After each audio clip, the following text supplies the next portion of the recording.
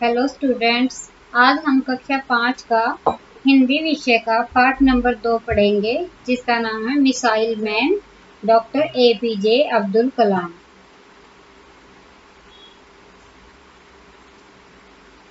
Missile man कहलाए जाने वाले वैज्ञानिक राष्ट्रपति को आज कौन नहीं जानता। वे एक महान वैज्ञानिक थे जिन्होंने मिसाइल की दुनिया में नई क्रांति लाकर अपनी सफलता के झंडे गाड़ दिए। वे युवा पीढ़ी के लिए एक प्रेरणा स्रोत हैं। उन्होंने भारत का सर्वोच्च पद राष्ट्रपति का पद प्राप्त किया था। प्रस्तुत पाठ उन्हीं के विषय में जानकारी दे रहा है। चलिए अब हम डॉक्टर APJ अब्दुल कलाम के बारे में पढ़ते हैं। डॉक्टर APJ अब्दुल कलाम एक विख्यात भारतीय वैज्ञानिक और स्वतंत्र भारत के 11वें राष्ट्रपति थे। विख्यात का अर्थ होता प्रसिद्ध। देश के महत्वपूर्ण संगठनों में कलाम ने महत्वपूर्ण योगदान दिया। संगठन होता महत्वपूर्ण का अर्थ है जरूरी और संगठन का अर्थ है संस्था। एक बहुत ही जरूरी संस्था में कलाम ने महत्वपूर्ण योगदान देकर कार्य किया। इनमें से DRDO तथा इसरो उल्लेखनीय हैं। भारत के अंतरिक्ष का अर्थ है पृथ्वी की गुरुत्वाकर्षण शक्ति से बाहर, यानी कि स्पेस।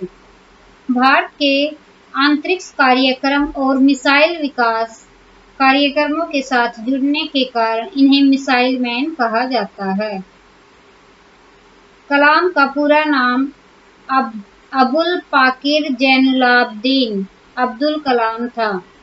इनका जन्म 15 अक्टूबर 1931 को तमिलनाडु के रामेश्वरम में एक मुसलमान परिवार में हुआ था। उनके पिता जैनुलाब्दीन एक नाविक थे और माता अशी अम्मा एक सफल गृहिणी थी। अपने पिता को आर्थिक सहायता देने के लिए वे विद्यालय से आने के बाद समाचार पत्र वितरण का कार्य करते थे। वितरण का अर्थ होता है बांटना।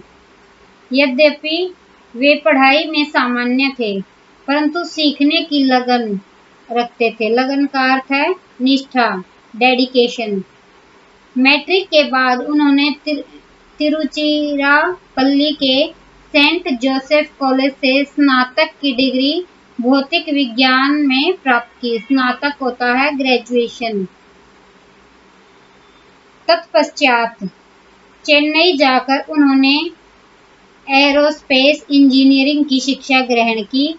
सन 1960 में उन्होंने मद्रास इंस्टीट्यूट ऑफ टेक्नोलॉजी से अपनी इंजीनियरिंग की शिक्षा को पूरा किया।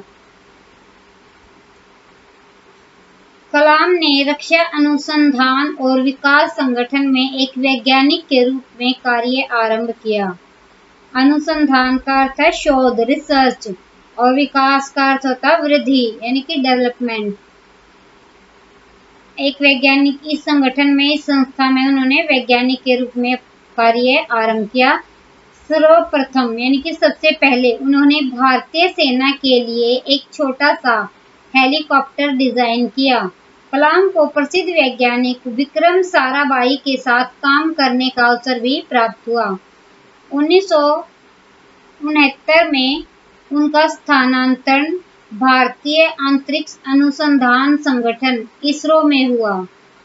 भारत का प्रथम उपग्रह रोहिणी पृथ्वी की कक्षा में सन 1980 में स्थापित किया गया था। राजा रमन्ना ने उन्हें पोखरण में परमाणु परीक्षण देखने के लिए भी बुलाया था, क्योंकि यह परीक्षण उनकी देखरेख में ही किया गया था। देखरेख होता ध्यान रखना। 70 और 80 के दशक में वे अपनी सफलताओं में इतने प्रसिद्ध हुए कि तत्कालीन प्रधानमंत्री श्रीमती इंदिरा गांधी ने अपनी कैबिनेट की मंजूरी के बिना ही कुछ परियोजनाओं में कार्य करने की अनुमति उन्हें दे दी। अग्नि और पृथ्वी जैसी मिसाइलें कलाम के योगदान के साथ हमारे सामने आई।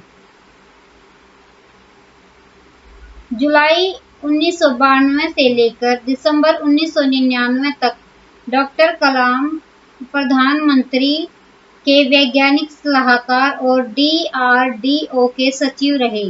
तभी भारत का दूसरा परमाणु परीक्षण हुआ।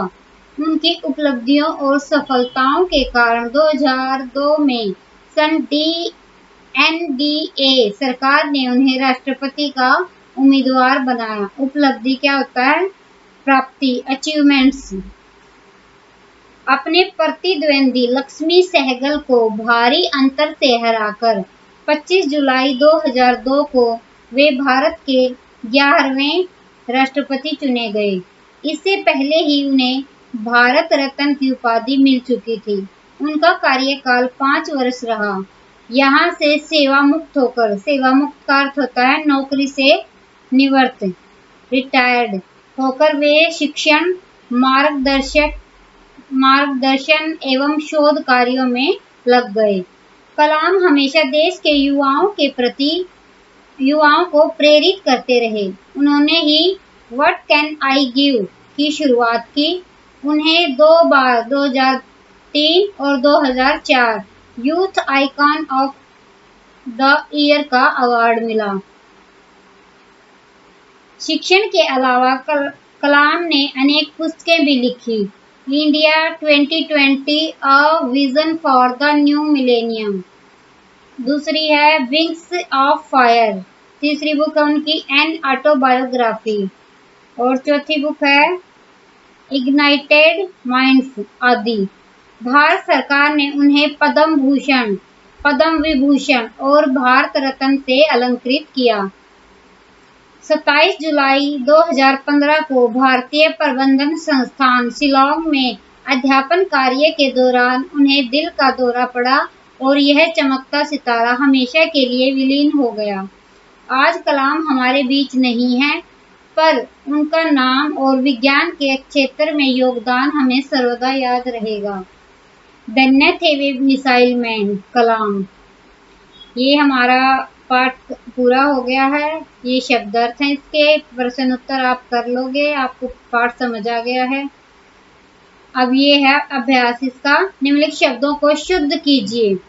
ये अशुद्ध वर्ड लिख रखे हैं शब्द, इनको शुद्ध करके लिखना है। ये मैंने लिख दिया, आप ध्यान से देख लेना इनको। अब है निम्नलिखित शब्दों द्वारा वाक्यों की पूर्ति कीजिए। ये ऊपर 5 वाक्य वो शब्द दे रखे हैं, ये नीचे 4 वाक्य हैं, तो इनको फिल करना है इसमें। डॉक्टर कलाम भारत के 11वें डैश थे। क्या आएगा यहाँ पे? राष्ट्रपति। डॉक्टर कलाम ने रक्षा डैश एवं विकास संगठन में कार्य किया। रक्षा अनुसंधान। डॉक्टर कलाम के योगदान से अग्नि और पृथ्वी जैसी मिसाइलें हमारे सामने आई। उनका डैश हमें सर्वदा याद रहेगा, योगदान। निम्नलिखित शब्दों के विलोम शब्द लिखिए, अपोजिट लिखने हैं इनके। जैसे विख्यात है, उसका उल्टा क्या हो जाएगा? अविख्यात। सफलताओं, उसका उल्टा हो जाएगा असफलताओं। और शिक्षा का उल्टा क्या होगा? अशिक्षा। प्रथम का उल्टा अंतिम। निम्नलिखित शब्दों से भाववाचक संज्ञा बनाइए। अब भाववाचक संज्ञा बनानी है इनकी। जैसे भारतीय शब्द है, उससे क्या बनेगी भाववाचक संज्ञा? भारतीयता। उपलब्ध से उपलब्धि, वैज्ञानिक से वैज्ञानिकता, युवा से यौवन। पाठ में से 4 संज्ञा शब्द छांटकर लिखिए। ये संज्ञा शब्द कोई भी आप पूरे चैप्टर में से किसी का भी नाम हो सकता है, किसी वस्तु का नाम या किसी स्थान का नाम, कुछ भी लिख सकते हैं संज्ञा शब्द छांटकर। आगे है घ भाग। निम्नलिखित शब्दों का वर्ण विच्छेद कीजिए। ये वर्णों को जैसे हमने पाठ नंबर 1 में किया था, ऐसे ही वर्णों को अलग अलग करके लिखना है। अगर किसी भी व्यंजन के साथ स्वर की मात्रा लगी हुई है तो मात्रा को हम अलग करके लिख देंगे। अगर व्यंजन के साथ मात्रा नहीं लगी हुई तो ए लिख देंगे। ठीक है, बस ये आपका पाठ पूरा हुआ। समझ आ गया होगा बेटा सभी को। Thank you, have a nice day.